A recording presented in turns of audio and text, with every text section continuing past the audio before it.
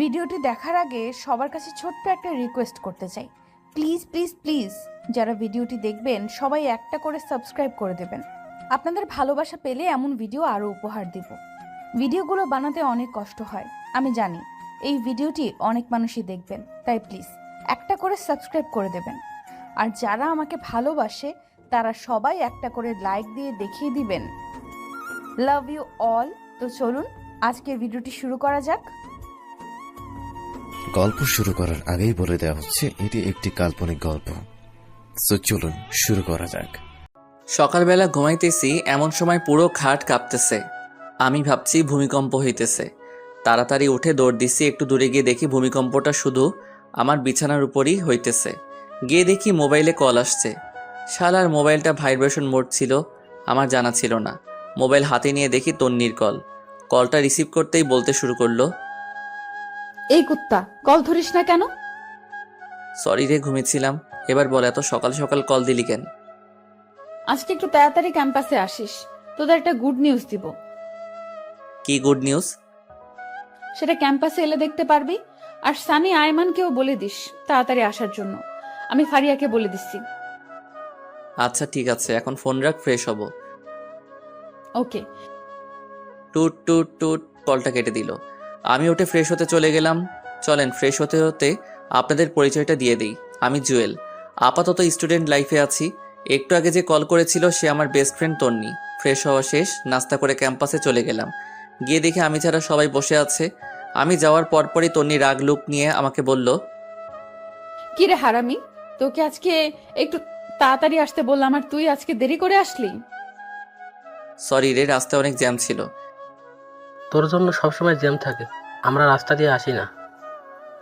এই হারামখোর, তুই চুপ থাক, সবসময় শুধু চামচামি করস। আচ্ছা বাদ দে না, তখন তন্নি কি বলবি তাড়াতাড়ি বল, আমরা ক্লাসে চলে যাব। আজকে কোনো ক্লাস হবে না, আজকে আমরা একটা পার্টি দিব। দেখ, এখন এগুলো করার সময় নেই, অন্যদিন করব। আগে বল তোর কি কথা আছে। দোস্ত, আমার বিয়ে ঠিক হয়ে গেছে। ছেলে অনেক বড় ব্যবসায়ী, কালকে আমাকে রিং পরিয়ে দিয়ে গেছে। তন্নির কথা শুনে আমার মাথার উপর যেন আকাশ ভেঙে পড়ল। সেই কলেজ লাইফ থেকে তন্নিকে আমি অনেক ভালোবাসি, কিন্তু ফ্রেন্ডশিপ নষ্ট হয়ে যাওয়ার ভয়ে কখনো বলতে পারিনি। আমি চেয়েছিলাম আগে নিজে নিজের পায়ে দাঁড়াই, ভালো একটা চাকরি পাই, তারপর তন্নিকে আমার মনের কথা বলবো। কিন্তু এটা কি হলো? না, আমি কিছু ভাবতে পারছি না। আমার মাথা ব্যথা করতেছে। এদিকে সানি, আইমান আর ফারিয়া তন্নিকে শুভেচ্ছা জানাচ্ছে। আমার নীরবতা দেখে তন্নি বলল, কি রে, তোর আবার কি হয়েছে? তুই খুশি হসনি? আমি তাড়াহুড়া করে বললাম, আমি অনেক খুশি হয়েছি। তাহলে তুই এভাবে চুপ করে দাঁড়িয়ে আছিস কেন? দোস্ত, তুই সত্যি বিয়েটা করবি? অবশ্যই, এর থেকে ভালো ছেলে আর কোথায় পাবো। আর তাছাড়া বিয়ের বয়সও হয়ে গেছে। চুপ করে দাঁড়িয়ে রইলাম। আচ্ছা বাদ দে তো, এখন বল বিয়ে কখন? এই তো আগামী শুক্রবার, তোরা সবাই অবশ্যই আসবি। এই নে কার্ড। এ কথা বলে আমাদের সবাইকে একটা করে কার্ড দেয়। আমার কেন জানি বুক ফেটে কান্না আসছে। মনে হচ্ছে আমার জীবন থেকে অনেক বড় কিছু একটা চলে যাচ্ছে। নিজের অজান্তেই চোখের কোণে পানি চলে আসলো। আমার এমন অবস্থা দেখে তন্নি বলল, কি রে, কি হয়েছে তোর? কাঁদতেছিস কেন? আমি তাড়াতাড়ি চোখের পানি মুছে বললাম, আরে না, এমনি। তোর বিয়ে হবে শুনে খুশিতে চোখে পানি চলে আসলো। পাগল। আচ্ছা শোন, রায়হান কল দিচ্ছে, আমি একটু বাইরে যাচ্ছি, তোরা থাক। এই রাহেনটা আবার কে? আরে তোদের দুলা ভাই। আচ্ছা থাক, পরে কথা হবে। Bye bye. তন্নি চলে গেল। আমি অভাব দৃষ্টিতে ওর চলে যাওয়ার দিকে তাকিয়ে আছি। আস্তে আস্তে চোখটা ঝাপসা হয়ে গেল। মনে হয় আবার পানি এসে জমা হয়ে গেছে। এমন সময় ফারিয়া বলল, আচ্ছা আমি ক্লাসে যাচ্ছি, তোরা কেউ যাবি? তুই যা, আমরা একটু পর আসছি। আচ্ছা ঠিক আছে। তারপর সানি আর আইমান আমার কাছে এসে বলে, কিরে, ঘটনা কি? কিসের ঘটনা? তোর চোখে পানি কেন? এমনি পানি চলে আসছে। তুই কি ভাবছিস আমরা কিছু বুঝি না? আমরা তোর বন্ধু না? এখনো সময় আছে, বলে দে তুই যে তন্নিকে ভালোবাসিস। কি সব বলছিস তোরা? দেখ, এখন নাটক করার সময় নেই। যদি সত্যি ভালোবাসিস তাহলে তাকে বলে দে, কিছু হবে না, আমরা আছি। আমি আর কিছু না বলে সোজা ক্যাম্পাস থেকে বাসায় চলে আসলাম। সোজা রুমে গিয়ে শুয়ে পড়লাম। তন্নির কথা ভাবছি আর চোখ দিয়ে পানি পড়ছে। ওর কথা ভাবতে ভাবতে কখন যে ঘুমিয়ে পড়েছি মনে নেই। ঘুম থেকে উঠে দেখি সন্ধ্যা হয়ে গেছে। সেই 11টার সময় ঘুমাইছি আর এখন সন্ধ্যা হয়ে গেছে। তন্নির কথা মাথা থেকে কিছুতেই যাচ্ছে না। এর মধ্যে আম্মু আমার রুমে আসে এবং বলে, কি রে, এই অবস্থা হয়েছে কেন তোর? কি হয়েছে আমার?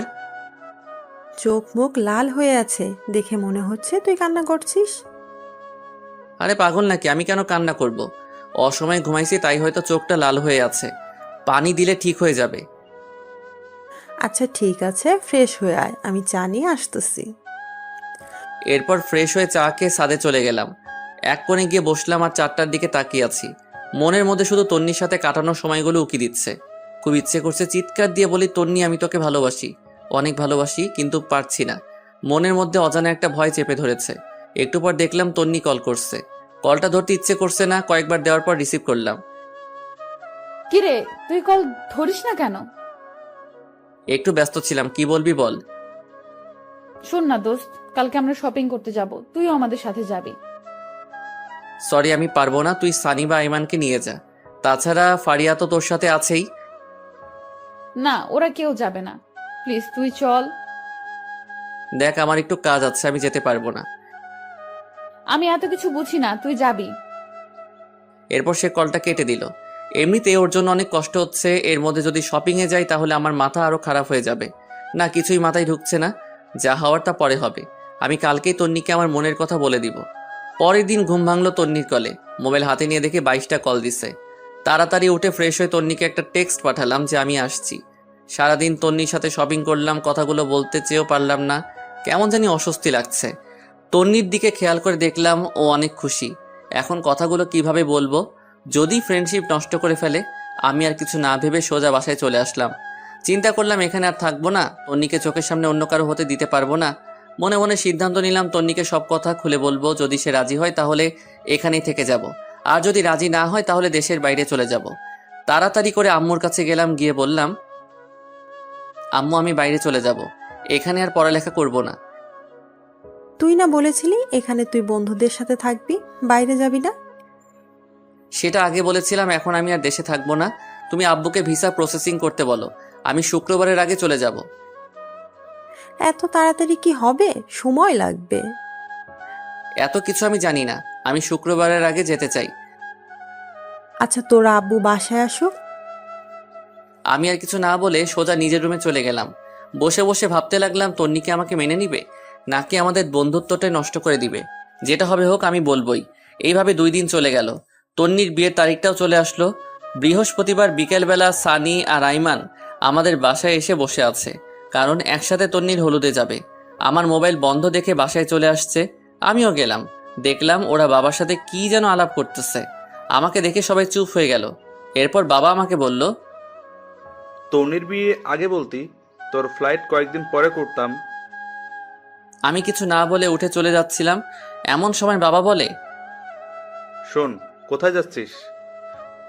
বাবা ওদের সাথে যাচ্ছি। আচ্ছা যেখানেই যা, তাড়াতাড়ি আসিস। আজ রাত 9টায় তোর ফ্লাইট, কথাটা যেন মাথায় থাকে। সানিয়া আর আইমান আমাদের কথা শুনে হা করে দাঁড়িয়ে আছে।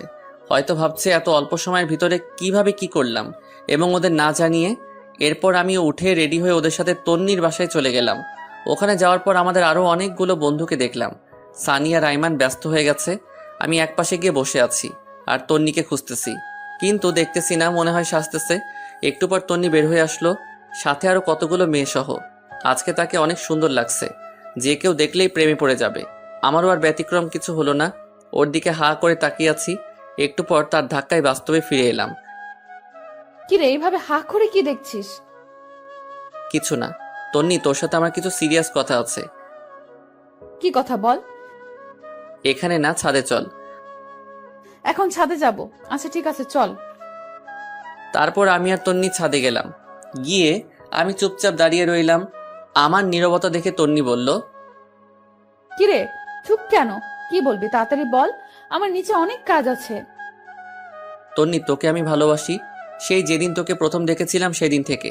তোর আমার ফ্রেন্ডশিপ নষ্ট হয়ে যাওয়ার ভয়ে আমি এতদিন কিছু বলিনি। দেখ, এখন মজা করার সময় না, কি বলবি বল, আমি নিচে চলে যাচ্ছি। তন্নি, বিশ্বাস কর আমি সত্যি তোকে অনেক ভালোবাসি।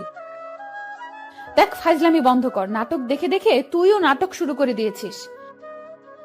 আমি সত্যিই তোকে অনেক ভালোবাসি তন্নি, তোকে ছাড়া আমি আমার জীবন কল্পনা করতে পারি না রে। প্লিজ তুই বিয়েটা বন্ধ করে দে। দেখ তোর ড্রামা বন্ধ কর, কালকে আমার বিয়ে আর তুই বলছিস বিয়ে বন্ধ করতে। ছি, তুই এত নিচু আগে জানতাম না। তুই জাস্ট আমার ফ্রেন্ড, এর থেকে বেশি কিছু না। আমি তোকে অনেকবার বলতে চেয়েও পারিনি। আমি সত্যি বলছি, আমি তোকে অনেক ভালোবাসি। এই কথা বলে আমি তন্নির গালে একটা কিস বসিয়ে দেই, আর সে রাগীভাবে আমার দিকে তাকিয়ে অনেক জোরে একটা ধাক্কা দেয় এবং 2 গালে চড় বসিয়ে দেয় আর বলতে থাকে, ছি, আমার ভাবতেই অবাক লাগে তোর মতো ছেলের সাথে আমি ফ্রেন্ডশিপ করেছি, তা আবার বেস্ট ফ্রেন্ড। কালকে আমার বিয়ে আর তুই আজকে এসেছিস আমাকে প্রপোজ করতে। তোর একটু লজ্জা শরম নেই? তুই আমার কথাটা শোন। তোর কোনো কথাই আমি শুনবো না। তুই এখনই আমাদের বাসা থেকে চলে যা। তোকে যেন আর কোনো দিন আমার সামনে না দেখি। তোর আর আমার ফ্রেন্ডশিপ এখানেই শেষ। আজ থেকে তুই আমার সাথে কোনো ধরনের যোগাযোগ করার চেষ্টা করবি না। তন্নি প্লিজ আমার কথাটা শোন। তোর সাথে আর কোনো কথা নাই। তুই এখান থেকে চলে যা, না হলে গলা ধাক্কা দিয়ে বের করে দিব। আমি আর কিছু না বলে চোখ মুছতে মুছতে সেখান থেকে বেরিয়ে গেলাম। এরপর বাসায় গিয়ে রেডি হয়ে বাবা আর আমি এয়ারপোর্টের উদ্দেশ্যে রওনা দিলাম। সানি, আইমান, কাউকে কিছু জানালাম না। এরপর এয়ারপোর্ট থেকে বাবার কাছ থেকে বিদায় নিয়ে চলে গেলাম দেশ ছেড়ে। অনেক কষ্ট হচ্ছিল প্রিয় মানুষগুলোর জন্য, কিন্তু আমি এখানে থাকলে হয়তো আরো বেশি কষ্ট পাবো।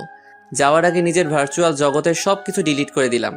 একটা নাম্বারও ওপেন রাখলাম না। সেখানে গিয়ে বেশ কিছুদিন মন খারাপ করে বসেছিলাম। পরে নতুন বন্ধু, নতুন ক্যাম্পাস পেয়ে তন্নির কথা প্রায় ভুলেই গেলাম। আস্তে আস্তে ওখানকার পরিবেশের সাথে নিজেকে মানিয়ে নিলাম। দেখতে দেখতে 2 বছর চলে গেল। আমার পড়ালেখাও শেষ। চিন্তা করলাম এখানেই কোনো চাকরি করব, কিন্তু সেটা আর হলো না। আব্বু আম্মু কল দিয়ে কান্নাকাটি করতেছে। আব্বুকে অনেকবার বলছি আমি এখানে চাকরি করব, বাট আব্বু বলল নিজেদের ব্যবসা দেখাশোনা করার জন্য। সেদিন রাতে বসে বসে ল্যাপটপে কিছু কাজ করছি, এমন সময় বড় খালা আসলো। আমি বিদেশে বড় খালার কাছেই থাকি আর ওখান থেকে পড়ালেখা করি। আমার রুমে আমি খালাকে দেখে বললাম, খালামণি ঘুমাওনি এখনো? না রে বাবা, ঘুম আসছে না। তুই কি করতেছিস? কিছু না খালামণি, একটু কাজ করতেছি। কিছু বলবে? বাবা, একটা কথা বলতাম যদি তুই অনুমতি দিস। আরে কি আজব, আমার সাথে কথা বলার জন্য তোমার অনুমতি লাগবে নাকি? বলো কি বলবে। দেখ বাবা, আমার কোনো সন্তান নেই। তুই আমার নিজের সন্তানের মতোই। তুই যেদিন এখানে এসেছিলি আমি যে কি পরিমাণ খুশি হয়েছি তোকে বলে বোঝাতে পারবো না। আমি ভাবছি তোকে আমি সারা জীবন আমার কাছে রেখে দিব, কিন্তু সেটা তো অসম্ভব।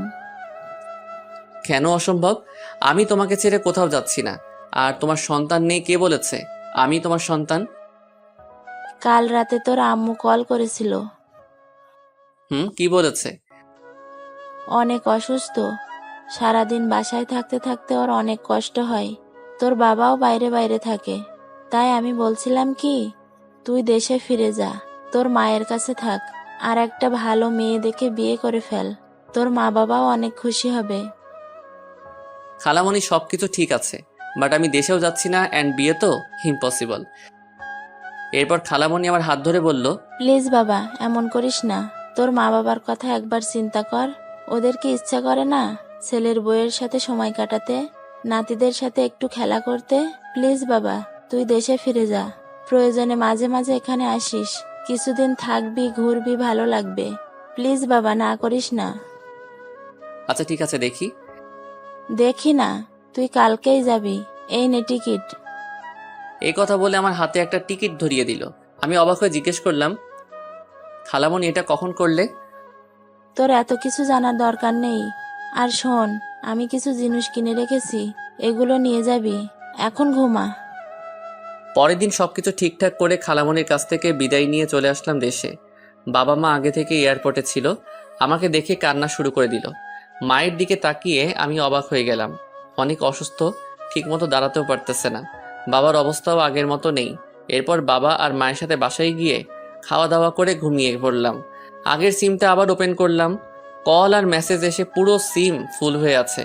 একটা জিনিস দেখে খারাপ লাগলো, তন্নি একটিবারও কল তো দূরের কথা, একটা মেসেজও দেয়নি। হয়তো অনেক সুখে আছে, অনেক ভালো আছে, তাই আমাকে আর প্রয়োজন মনে করেনি। চোখের কোণে পানি এসে জমা হয়ে গেল। আমি সানির নাম্বারটাতে কল দিলাম। কয়েকবার দেওয়ার পর কল ধরেই সানি বলতে শুরু করলো, কিরে তুই বাইসা আছিস? কেন, মরলে খুশি হতি নাকি? এই শালা, কথা বলবি না তুই। তোর সাথে কোনো কথা নাই, আমি তোর কেউ না। প্লিজ ভাই, রাগ করিস না, তোকে আমি সবকিছু বলবো। কিছু বলতে হবে না তোর, তুই তোর মতন থাক। আচ্ছা শোন, বিকেলে কফি শপে আয়, তোদের সাথে দেখা করব। আর কিছু কথা আছে।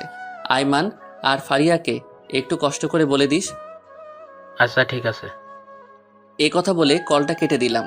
বিকেলবেলা বের হয়ে কফি শপের দিকে রওনা দিলাম। রাস্তাঘাট সবকিছু কেমন যেন চেঞ্জ হয়ে গেছে। একটু পর কফি শপে গেলাম, গিয়ে দেখি সবাই বসে আছে। আজকেও আমার লেট হয়ে গেছে। আমাকে দেখেই ওরা দৌড় দিয়ে এসে জড়িয়ে ধরে ফেলে।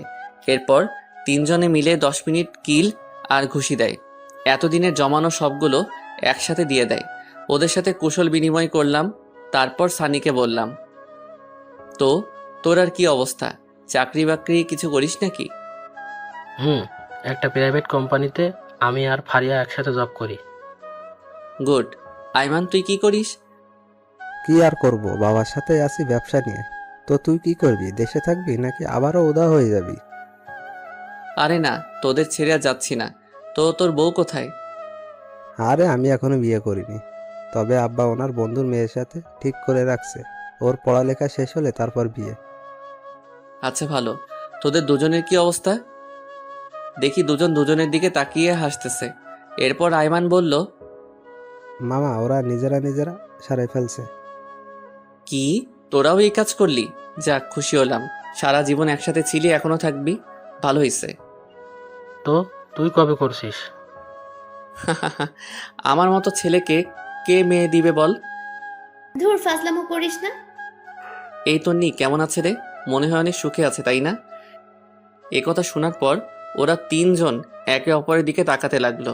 এরপর আইমান বলল, আসলে তন্নির বিয়ে হয়নি। মানে মস্করা করছিস তাই না? দেখ, জোকস এখন ভালো লাগে না। না রে, আইমান ঠিক বলেছে, ওর বিয়ে হয়নি। কি বলছিস তোরা? বিয়ে হয়নি কেন? তুই তো সেদিন চলে গেছিলি, তাহলে তুইও দেখতি কেন বিয়ে হয়নি।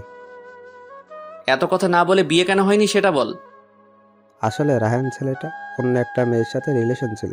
বিয়ের দিন সে ওই মেয়েকে নিয়ে পালিয়ে যায়।